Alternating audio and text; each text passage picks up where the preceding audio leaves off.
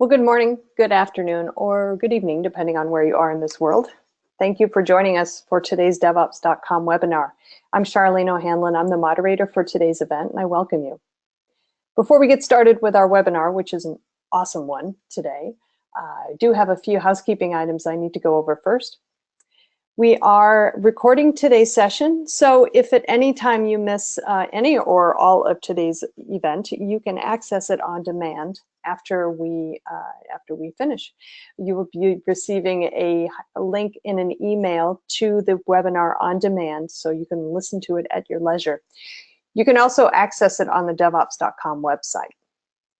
And we are taking questions from the audience today, so if at any time during the presentation you have a question for either of our panelists, please feel free to send in that question using the control panel on your screen, and we should take probably about 15 minutes or so near the end of the presentation and go over those audience questions.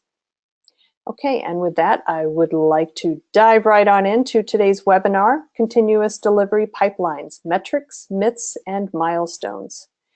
Our speakers today are Lenore Adam, who's Senior Product Marketing Manager at Clitoral, and Gary Gruver, President of Gruver Consulting. Welcome to you both. Thanks for joining me today. Hi.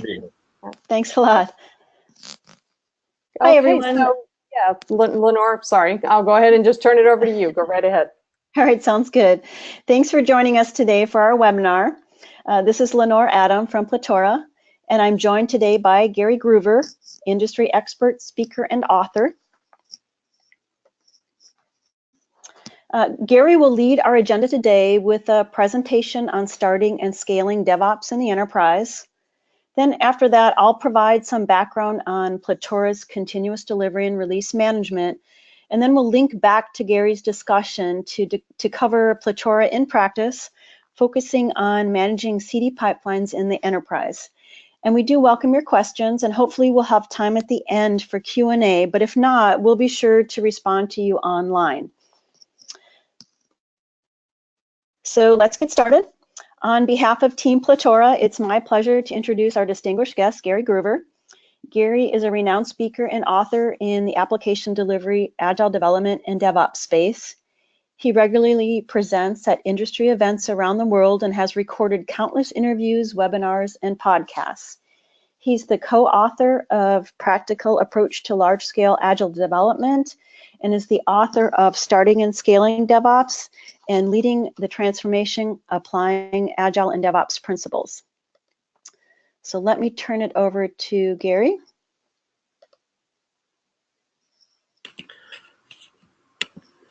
Hi, Lenore. Thanks for that great introduction. If you could improve the productivity of your software development processes by 2 to 3x, would it matter? What if you could start saying yes to all those business requests you've created elaborate processes for saying no to? Would that make a difference? What if you decided all that was too hard, all that was too tough, but your competitors went all in? Can you see how that'd have an impact on your company, on the coworkers, and eventually yourselves? I start every presentation I give on DevOps with those 3 questions because I think it truly represents the opportunities associated with embracing these new ways of working and the risk associated with ignoring these trends in the industry. And I've been fortunate enough to spend the last several years going around the world and talking to people in different countries and different places about the transformation I was fortunate enough to lead at HP, where a great group of people came together and completely transformed how we did software development. And we started this before there was DevOps with a practical approach to large-scale agile development. And what we realized is the majority of the things that we were doing in terms of, it was less about how the teams worked in Scrum practices at the team level and more about how the teams came to go together, deliver value, which has kind of evolved to become the DevOps practices and principles and things in place. And we started creating that a long time ago. And what's great is more and more as I go around the world, people have shifted from the realizing that there's some good things at Agile, but really this practice, it was an Agile practice of how do you release more often, but you know, how do you do DevOps? Everybody's excited to do DevOps. I'm getting more and more enthusiasm about it. The challenge I see when I go into most large organizations and doing consulting is when I ask them about DevOps, it's like 5 blind men describing an elephant. I'll go talk to the developers and say, are you excited about doing DevOps? And they'll say, yeah, it's going to be great. I can hardly wait. It's like, really? So you're going to make sure that all your code has automated testing? You're going to make sure when you check in those tests they're passing on an ongoing basis? Whenever you make a change to configuration of the server or a patch or open a firewall, you're going to do that in infrastructure as code to where everybody knows what's going on. It's under version control, and you're going to make sure that your code is releasable on an ongoing basis, and you're getting feedback from the customer. Well, no, wait. I can't do that. That sounds like a lot of work. No, I just want to make sure that I can release my code easily. Right now, I hear it at Netflix, when the first day you're on the job, you get to release code in production, and you have no idea how difficult and hard that is in my organization. I got to start by going to the change resistance board, and then I got to get on a launch call, and then we launch it, and there's stuff that people haven't even figured out and it doesn't work. No, it's so painful here. I just want to push stuff directly into production myself so I don't have to worry about all that complexity. That's why I'm excited about DevOps. And to tell you the truth, I'm not sure it's going to work here because our operations people, I don't know, they're not that good. I mean, I knew I had to open a firewall and I knew I had to patch my system 4 months ago when I was writing this code, and we go to launch it in there, and these guys haven't even thought to do that. And we have these operations people at work. I'm a millennial programmer. My mom still cleans up my room, and we have these operations people to, I don't know, clean up the stuff we do at work, right?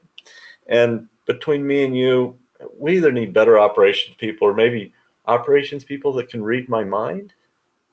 And then I go talk to the release engineers. Are you excited about doing DevOps? Or go, yeah, we're way excited. Really? So you're going to make sure that you automate your release processes, and you're going to make sure that you can do very small batch sizes and you can release very frequently so you can get very quick feedback on small iterations and new capabilities and new features and know exactly what's going on.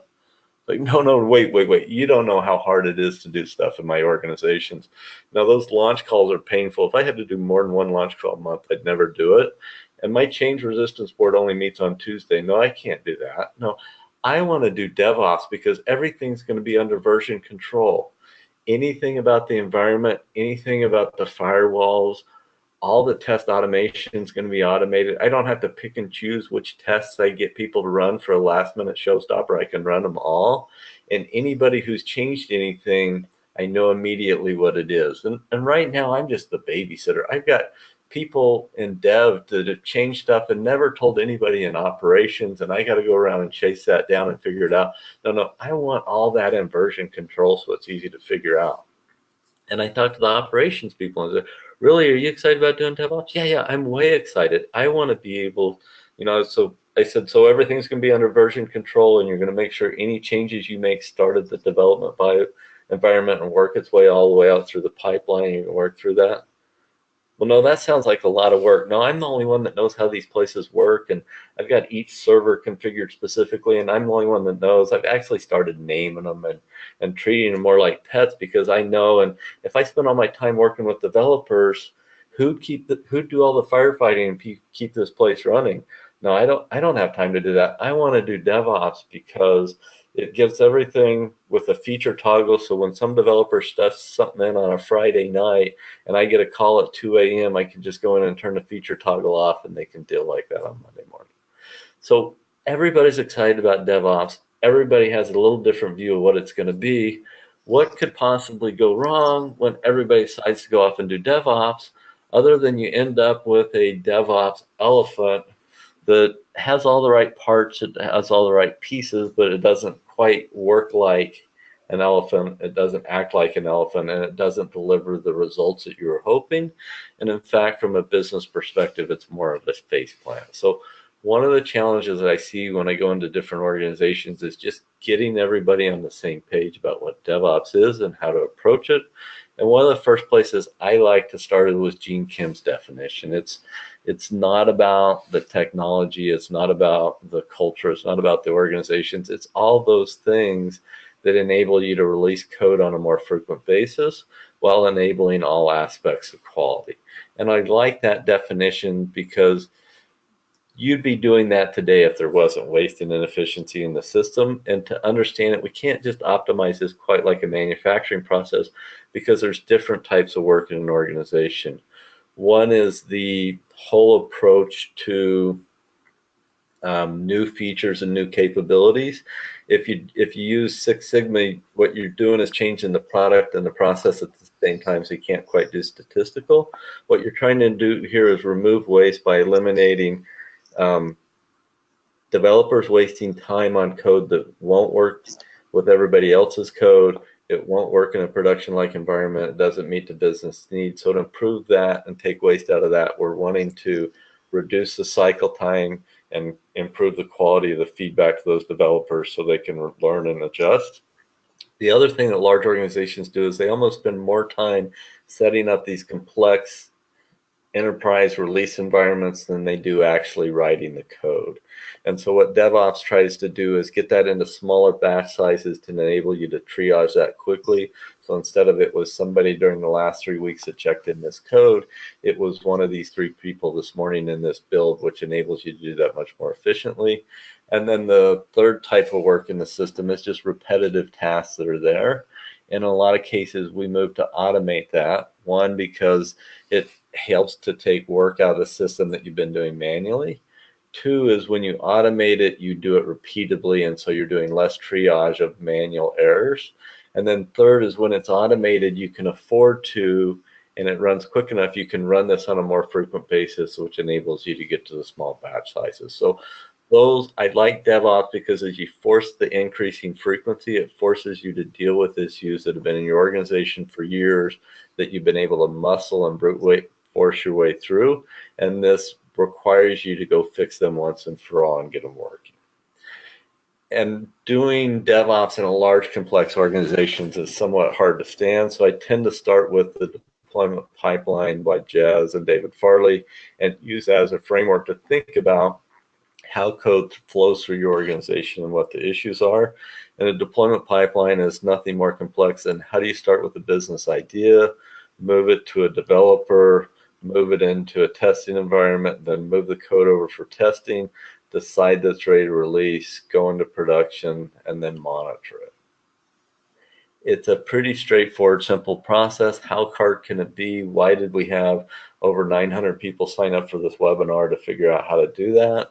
And it is because as you get more and more people and complexity in the environment, these things, while they look easy, start to become harder. The first thing that a lot of large organizations do wrong is they end up building too much inventory in terms of requirements sitting in front of developers.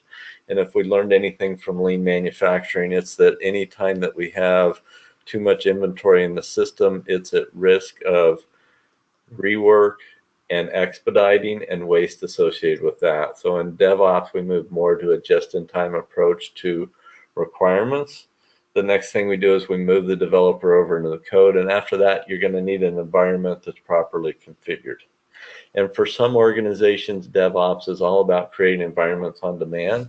I know one large financial organization that started their DevOps journey just by trying to figure out how long it would take running their standard processes to get Hello World up and going in the production environment.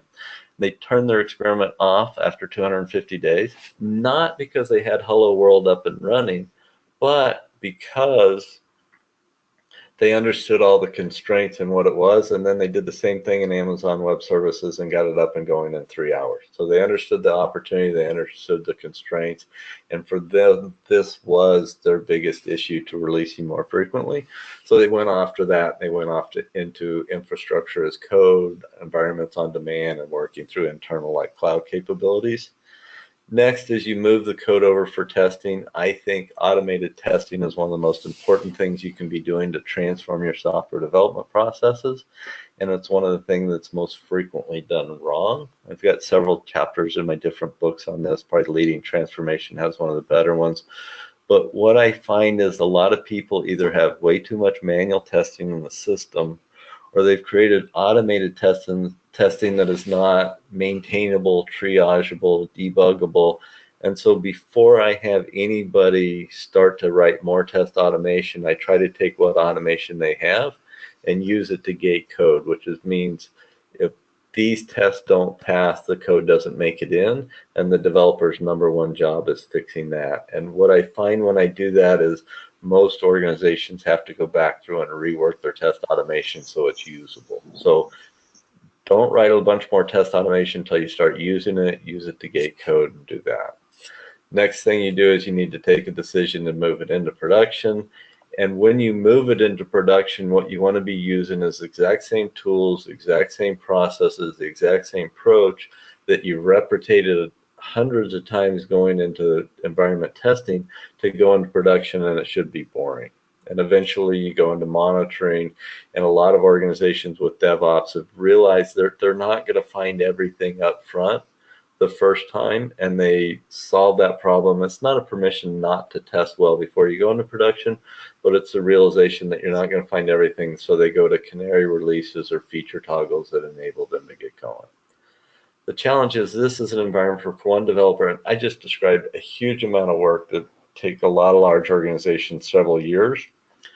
So when I go in and work with organizations, I start by trying to figure out for this deployment pipeline where's the largest source of waste, and I start with metrics. You know, how much of your capacity is going to planning, how much requirements inventory do you there, present a resource, expected results, how long does it take to get an environment, what kind of issues, how often do you need environments, how long is your testing taken, what's your branch time, what's repeatability, are you really seeing new issues when you go into production, and how many things are getting past that and getting into monitoring.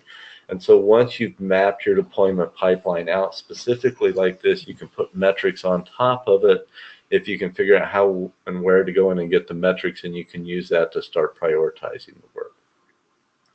So this is for one developer. This is the waste and inefficiencies that can come into the system. So what happens when you have more than one developer? The first thing you need to do is make sure the business idea is spread across a group of developers, and then you need to make sure that the developers are coordinating and bringing their code together to make sure it works in a production-like environment with each other. This is a lot of what the Agile Scrum processes are designed to do, is integrate with the business people and talk with each other. And then you have the continuous integration process that's gated with automated tests that you need to make sure is working.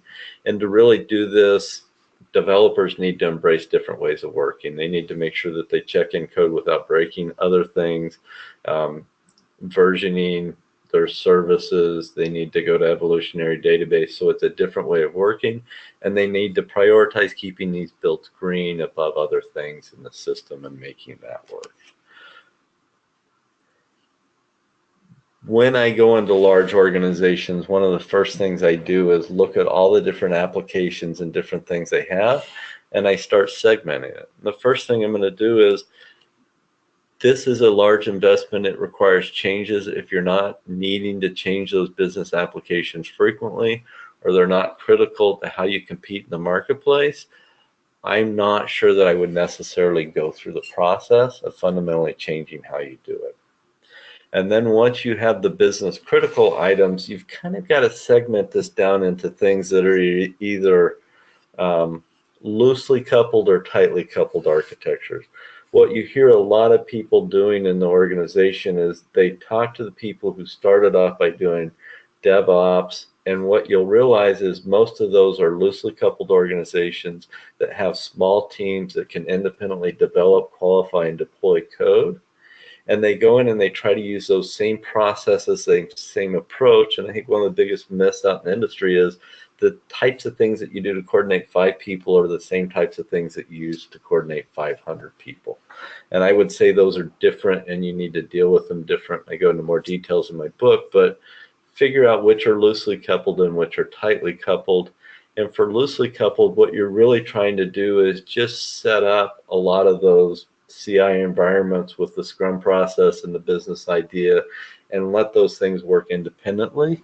And it's all about empowering the team, getting some production capabilities on there, getting some empathy, getting them to own their production, working in production and responding to issues and dealing with that.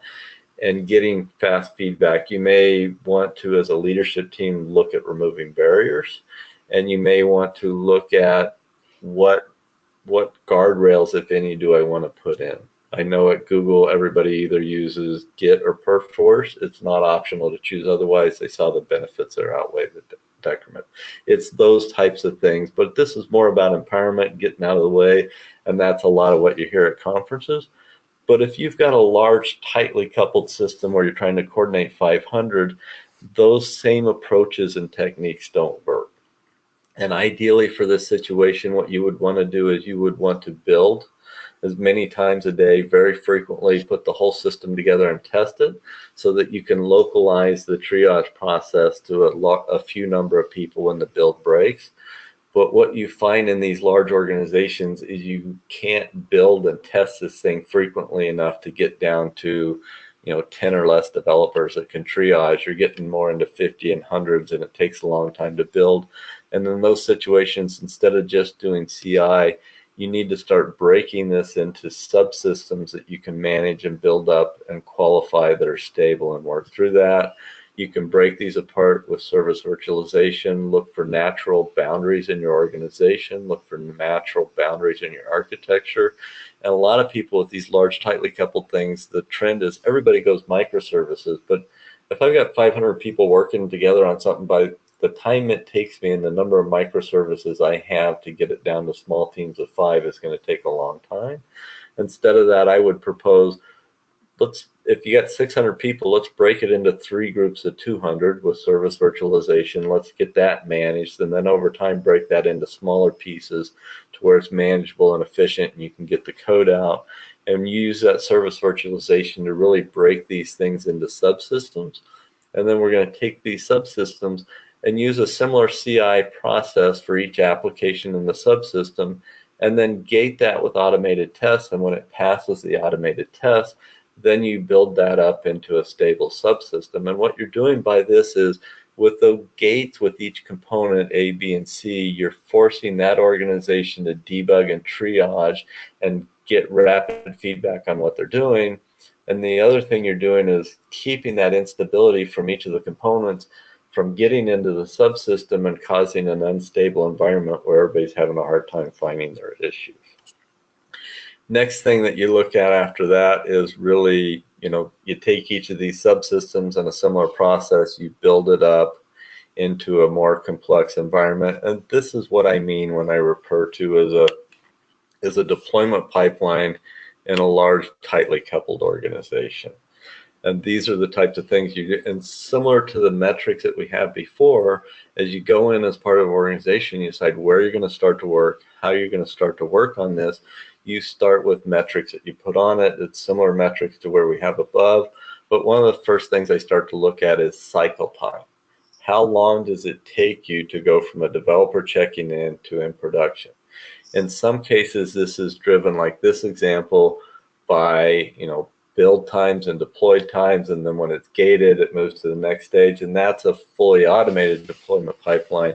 A lot of times what you see in a lot of organizations is, I'm not going to move into stage 4 until I've met a product lifecycle milestone, like maybe functionality complete or something like that. But first thing you do is, you probably got a production environment, you got a development environment. Most organizations I talk to have something in the middle, and I'll go talk to them and say, let's write down and map out each of these pieces along the way and work through that. And then when you do that, we're going to figure out how long time do we have in each stage. Next thing you're going to do is go off and try to collect some metrics on it and figure out what are the types of things that you're seeing. Well, let's go back just real quick on this one, right? Stage 4 goes fairly quickly, but in stage 3, you've got subsystem 2 that's taking 3 days. I would probably start there and try to figure out how to resolve that. And if I got an approval process that's taking a week, or I'm taking a bunch of hours in production, then I'm probably not going to launch more frequently. And those tell me the types of things that I would prioritize working on, because you can't do all this stuff at once. Next thing is, I really try to get to the point where I can gate code going through the different stages with automated tests. And the first thing we typically do here is we want to start trying to collect some metrics to see what's going on here. And if you look at stage 4, it's dominated by environment issues and test issues. In this case, you're really not ready to start gating code, and you can't have the developers be responsible for keeping these builds green because it's stuff that's outside their control. In this case, you're really going to need to look at redesigning, re-architecting your test framework to where you're not finding instability problems or the tests are breaking when the code's correct. And you're going to look at things like Docker or infrastructure as code that enable you to get more consistency in your environment. And this ability to put these maps up and figure out what's going on is what you do to get everybody in your organization to have a common view of the elephant. You can do the same thing. You can't probably start with every subsystem at once, but in this case, when I look at in stage 4 where the issues are coming from, 60% of the issues are coming from subsystem 1. I'm probably going to start my continuous improvement journey there, and I'm going to work on trying to figure out how to gate that code and go throughout the process.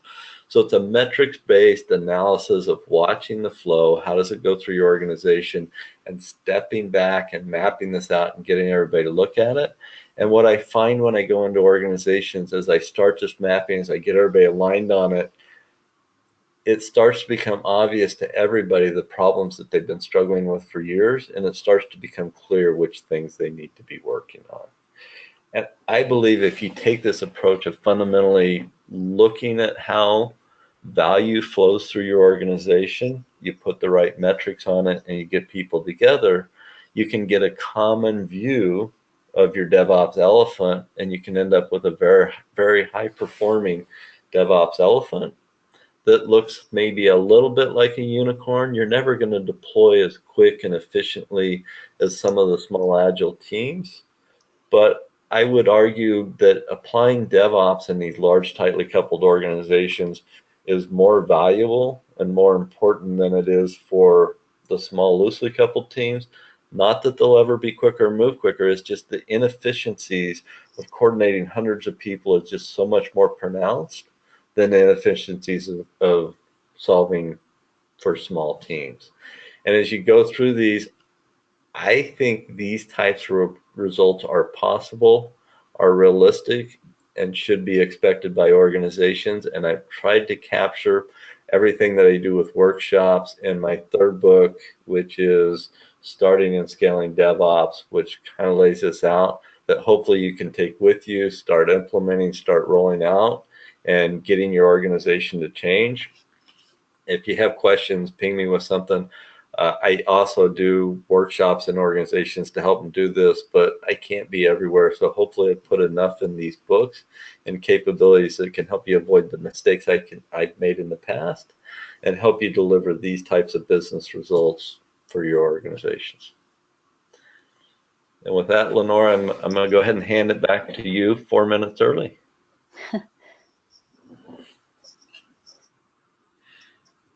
Great, thanks, Gary. Thank you. Back up here. All right. All right, well, thanks for that great, insightful, and interesting presentation. I've read all of your books, and I highly recommend them. They're inspiring as well as informative. We are saving Q&A for the end, but as I look at the questions that are coming in, a lot of them are, how do you do this? What are the best practices? How do you do this when you have legacy systems or existing processes that have been in the organization for years? And so for the second half of the webinar, our goal is to help answer some of those questions, to show how Clitoral helps release teams implement within a tightly coupled architecture that Gary has just described. First, though, I just want to take a moment to provide some context into the release and environment management tools that we offer, so you kind of know where we're coming from. I did want to start with the story of Clitoral. The first myth, with our clever title that we have for our discussion here, our webinar, we called it Myth, Metrics, and Milestones. And so here's your first myth. I won't quite do this in 25 words, but I will try to be as quick as possible. First, to talk about the story of Clitoral, we're started over 5 years ago by our two founders who were working in IT at an investment capital bank in Australia. They had to deal with the IT challenges of releasing software, where they had firsthand experience in the challenges in managing these complex application deliveries. They did feel the enormous pressure to deliver value into the market, and they knew that everything that delivers growth to the business has some IT element in it, as software is running our daily lives. But the question that they posed is, well, what happens if we get it wrong?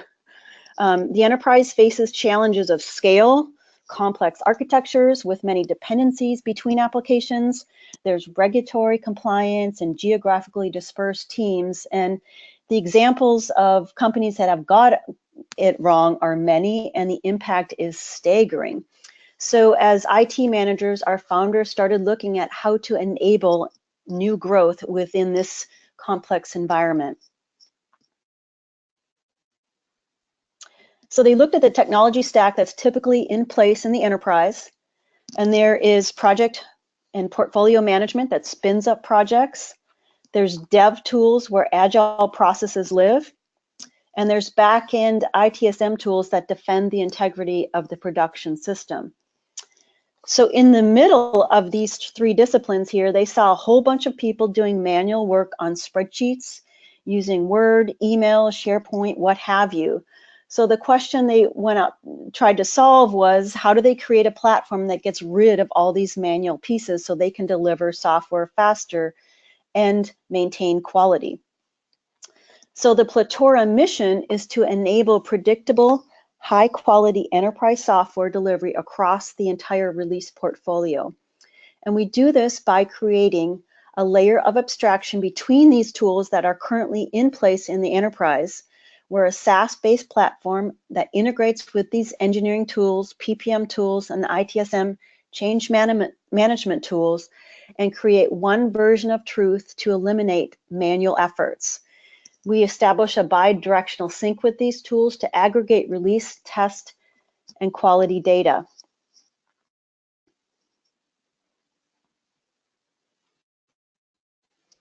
And we have 4 modules. What we'll be talking about later in the presentation are mainly focusing on our modules, Clitoral Release and Clitoral Environments. So to give you some background there, Clitoral Release integrates with these disparate delivery tools to create a common repository that collects and correlates data for a holistic view of multiple release pipelines. And this helps delivery teams align with a centralized release calendar to track delivery timelines, events, and blackout periods, and track system dependencies across projects. With this management and control, we encompass planning, scheduling, and establishing release criteria to manage these complex releases. And release managers can establish governance and controls for the release process, then centrally view activity and deployment status for any project in the portfolio. We auto-sync with these existing delivery team tools to gather metrics, insights, and analytics without disrupting these specialized teams. We have automated reporting and publishing to help keep everyone informed of health and status of this release.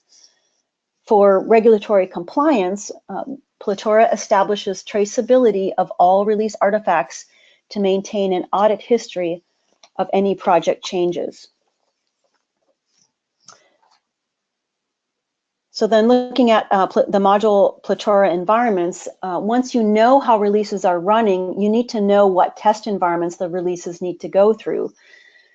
And Gary touched on this in his presentation, and we'll go into that in a little more detail as well here in a minute.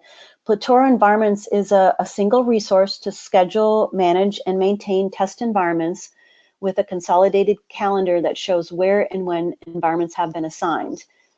Cross-project dependencies are tracked, and centralized booking avoids conflicts. Test environments are defined here with full visibility and tracking of environment configurations and change history. And because we track demand and supply of these environments, we can also facilitate chargebacks and future capacity planning. So these are the two modules that we'll mainly be focusing on in the presentation, but we also have two additional modules. Clitoral Deploy. This module helps release teams plan, track, and rehearse deployment plans and production cutover activities. We provide a centralized cutover plan that results in faster deployment and a higher level of confidence in successful runbook executions. Release teams can create their own cutover plans so each team can refine and perfect their tasks in preparation for go-live deployments. And the final module, Clitoral Test, unifies management and the execution of both manual and Selenium automated test. It creates a single view of all testing activities across the portfolio, independent of development methodology. Clitoral Test maintains traceability back to the original requirements to ensure proper test coverage and provide business stakeholders a centralized view of test progress.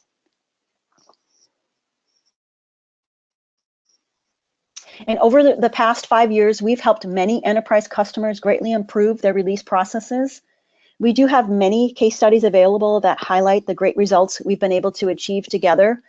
But I think if I were to summarize the customers that we have to date, a lot of it relates to the scale that they're dealing with. And I think that comes out in some of the questions that you're posing to us today as well.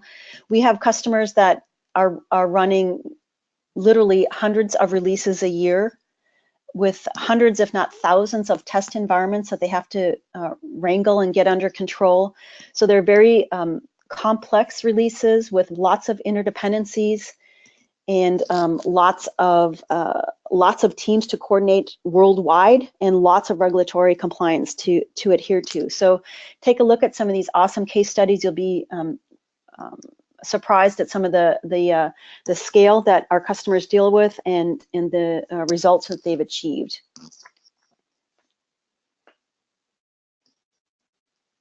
So with that context, then let's look at Clitoral in practice, specifically around managing CD pipelines within a tightly coupled architecture that Gary described in his presentation.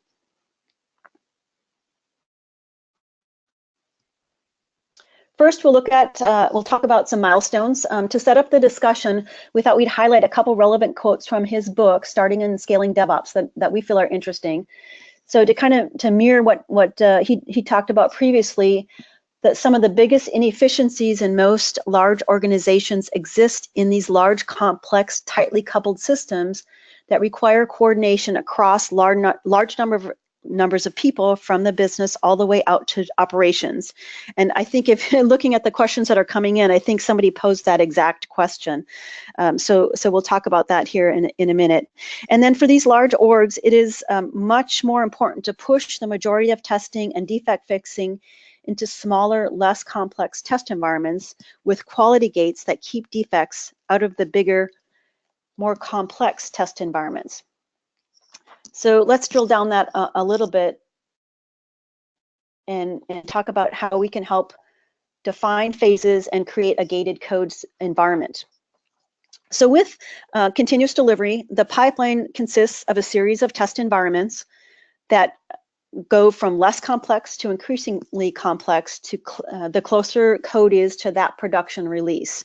So in tightly coupled architectures, the release pipelines have multiple application dependencies, which adds to that complexity of maintaining quality while managing the increased velocity of change. So with Clitoral, release managers can define phases and quality gates to create a well-structured release process for promoting code along that deployment pipeline. Environments and related configurations are assigned to each phase of the release, so each environment is fit for purpose. Then every time you do an environment handover, you can specify the criteria for progressing that build on to the next phase. And this is what Gary was outlining in his presentation previously as well. And typically we see our customers run on average 4 to 5 test environments per release pipeline. So in his book, Gary outlines the importance of creating quality gates to keep defects as close to developers as possible. Shift left testing will emphasize test execution early and often to provide that rapid feedback to dev teams for each new code commit. So defining phases and quality gates keeps issues from progressing along the pipeline, which is especially important if they turn out to be Sev1 or showstopper issues. And I've just put a couple screenshots up here of the Clitoral release environment, and that shows a couple releases and how these releases have been defined with some specific phases and how they're gated, and then we are also showing the impacted systems, so the dependent systems within that release. So in these tightly coupled architectures, as the build rate increases with continuous integration, the probability that any code, any given change will impact multiple systems also increases. So with interdependent release trains, a defect can impact a majority of your delivery pipeline, yet not at all be associated with the code.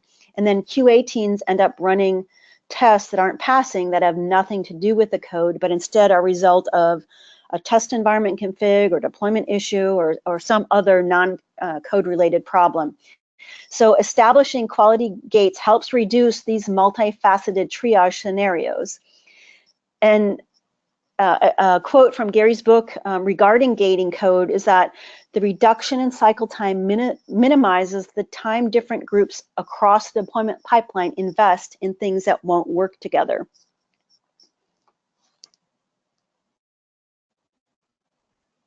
So next we'll look at some metrics when managing CD pipelines. Here's another great quote from Gary that references the complexities of test environments in a tightly coupled system. Managing environments and release process requires close collaboration from dev to ops, with the end result to not just deliver faster, but with better quality.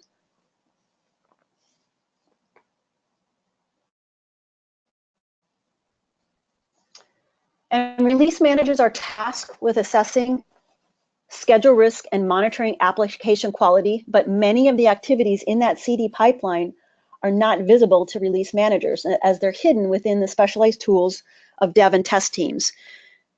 Automation often limits visibility to the broader team, and some of these activities might be related to code commits coming in, builds and their version numbers, test environment deployments, test plans created for business requirements or issues, test cases run against each build, the status results of these tests. So there's a lot of release activity that has limited visibility and coordination because they exist in these disparate tools.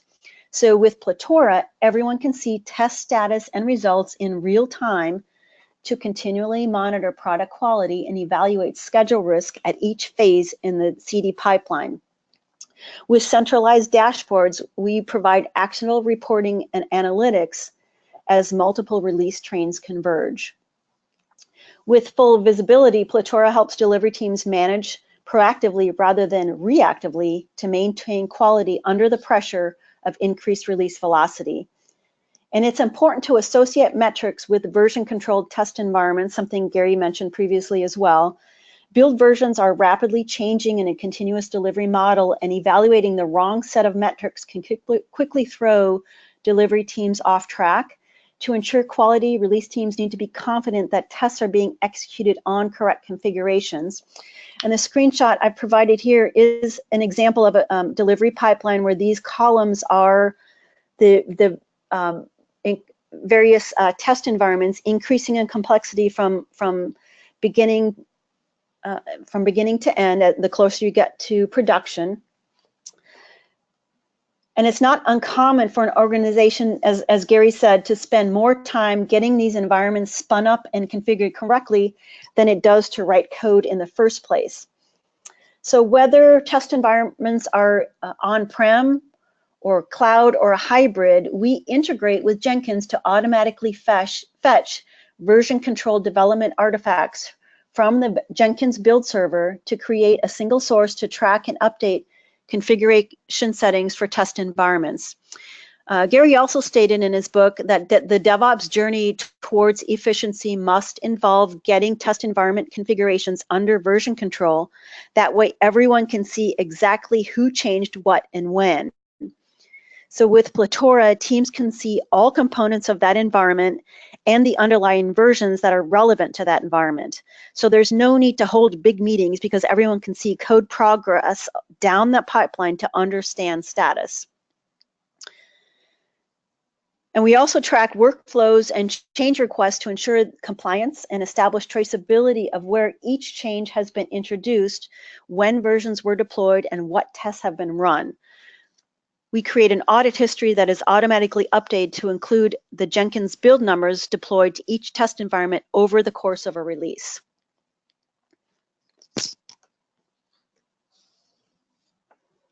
And I have one more slide here.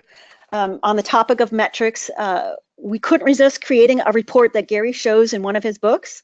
Because Clitoral pulls and centralizes data from the various delivery tools, we're able to create this consolidated view of work left in the system. Metrics such as stories that are branch ready, percent passing rate of tests, and number of defects all contribute to an analysis of release readiness. And this is a hard graph to get, and it's really valuable information to really know when you're ready and what the work is in the system. And I think Robert Atkinson, my release manager in my last job, put this together just so we could get a good, clear visual of when it was ready and what was driving it. And it's really helpful for starting to drive the cultural transformation if you're able to get everybody on the same page with views of metrics like this. Awesome, thanks. Okay, for the last part of the discussion, we'll end with a myth. In the book, The Goal, it's on a lot of required reading lists for understanding lean principles. This is an interesting read and helps us understand why any improvement before or after the bottleneck is a waste of time. So the myth asserted here is that automation eliminates all bottlenecks. Other phrases that you come across in Agile training that highlights the same concept are optimizing a component doesn't optimize the system, or a system can't evolve faster than its slowest integration point. So this system thinking in agile development points a big red arrow to process wait states as a major inefficiency. That perpetual feedback loop of the continuous delivery pipeline results in a lot of handoffs from dev to test. The handoff process can often add wait states if test teams are waiting for information or test environments aren't available. And Clitoral helps expedite this handoff and reduces wait states in a couple ways. First, test teams are automatically alerted when new builds are ready for testing and where they will be deployed. Clitoral links Jenkins jobs to test environments where builds can be triggered on demand to efficiently move binaries along the pipeline. And as dev team velocity increases, test teams may have a hard time tracking the change requests associated with a new build, making it difficult to accurately assign the test cases necessary to ensure accurate test coverage. Clitoral automatically links change IDs with new builds, so test teams can quickly associate and assign appropriate test cases to ensure accurate and complete test coverage. So this screenshot that I have here shows the new Jenkins build version in the middle column, and it's associated with change IDs in the right-hand column that have been automatically pulled from the code commit in GitHub. So we automatically link change IDs and make them available to test teams so they can make informed decisions and apply accurate and complete test coverage. And then the other screenshot here I have kind of in the background shows how easy it is for a test team to quickly build their test environment on demand. Once the build a change to that environment has been approved, testers can go in and just quickly hit a build button and build their test environment on demand, so they aren't waiting for that test environment to be built, and can progress along with testing as needed.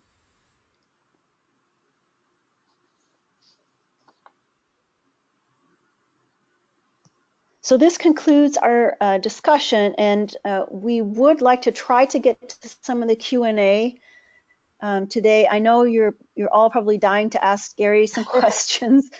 Yeah, we've got. I see a lot of yeah, I see a lot of great questions in here, and I know that everyone would like to hear from Gary and some of his insights, as he's worked with so many companies around the world to implement continuous integration and continuous delivery in these complex environments. So Gary, I don't know if you want to pick a couple questions to maybe address.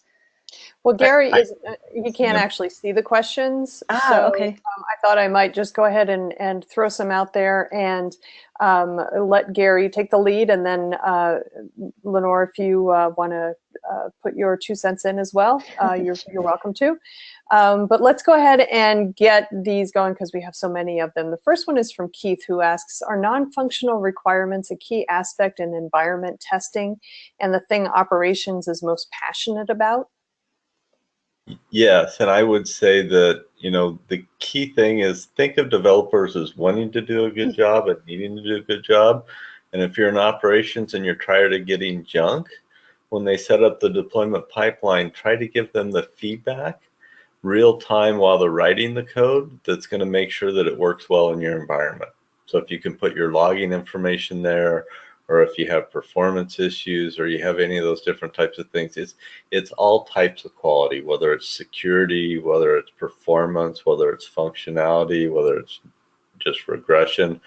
That's the type of feedback they need, and the sooner and quicker you can give it to them, the better job they'll do. All right. Great. Next question is from Leonardo, who asks, is it possible to implement a DevOps process in a company that needs to comply with SOX, Sarbanes-Oxley? Yes, it is. And, some of the things that I hear with SOX controls are those different types of things. And in a regulated environment, they don't want to do DevOps because what they heard was what DevOps means to small, loosely coupled teams, which is everybody gets to push code into production. When I have these large, complex environments, I don't have a developer push into production. I have them check the code in that kicks off the deployment pipeline, and each stage of moving forward is designed and gated with automated tests. And what you're doing is when you have regulatory compliance, what your auditors are trying to do is make sure you followed your process. And it's trying to make sure humans did what you told them to. And the example I usually give is, do you have better luck getting your teenagers to do what you tell them to do, or your computer?